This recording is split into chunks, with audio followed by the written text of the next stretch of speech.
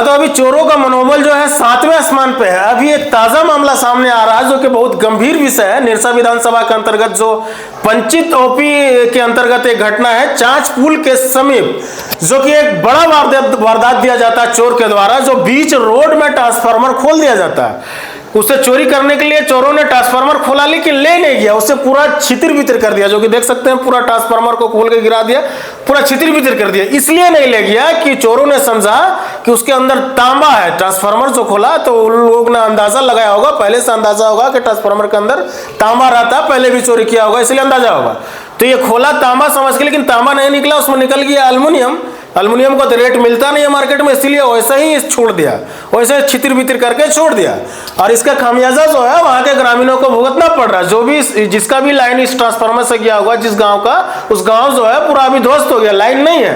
मैंने पूरा इस चिलचिलाती गर्मी में पूरा गांव का जो है लाइन जो है ध्वस्त हो गया। अब कब आएगा लाइन इसका गारंटी नहीं है, काहे कि अभी ट्रांसफार्मर उड़ता है। डूमरकुंडा उत्तर में जब ट्रांसफार्मर उड़ा था तब 12-14 दिन लग गया ट्रांसफार्मर लगाने में।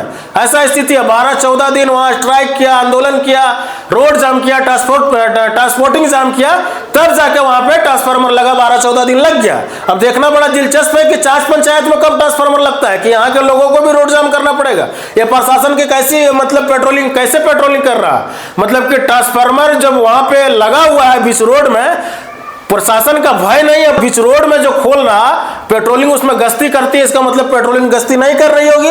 इसलिए मैं ये बात बोल रहा हूं कि ट्रांसफार्मर खोलने में 2 से 3 घंटा लगा होगा कम से कम। ये बोल नहीं है कि तुरंत खोल लिया, ये खोलने में टाइम लगा होगा। जब उतना लंबा समय से चोरी कर रहा है बीच रोड में, मतलब रोड के किनारे उतना लंबा समय से चोरी कर रहा है, तो पेट्रोलिंग गाड़ी क्या कर रही है?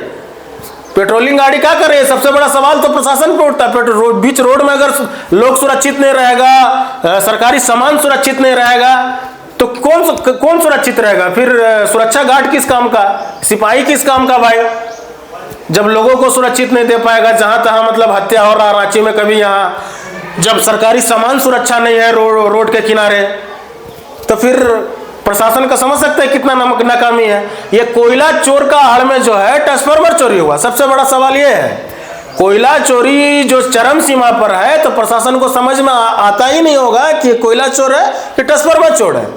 कोयला चोरी जब से स्टार्ट हुआ है तब से जाके अपराध जो है 7वें आसमान पर है। खैर, ये सब बात पे अलग से वीडियो बनाएंगे, लेकिन सबसे जो मेन मुद्दा है कि ट्रांसफार्मर जो छितिर बितिर कर दिया, नक्शो नाबूद कर दिया ट्रांसफार्मर का, और इस ट्रांसफार्मर से जो है गांव के लोग जो तबाह हो रहे हैं, ये ट्रांसफार्मर लगेगा कब? सबसे बड़ा सवाल ये है कि डूमरकुंडा उत्तर पंचायत जैसा 12-14 दिन लगाएगा कि फिर जाके ये तुरंत ट्रांसफार्मर, अविलंब ट्रांसफार्मर लगेगा।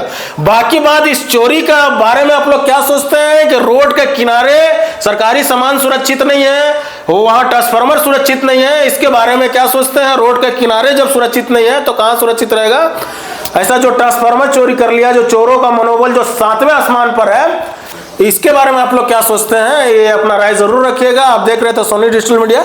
सचिन की रिपोर्ट्स। जय हिंद।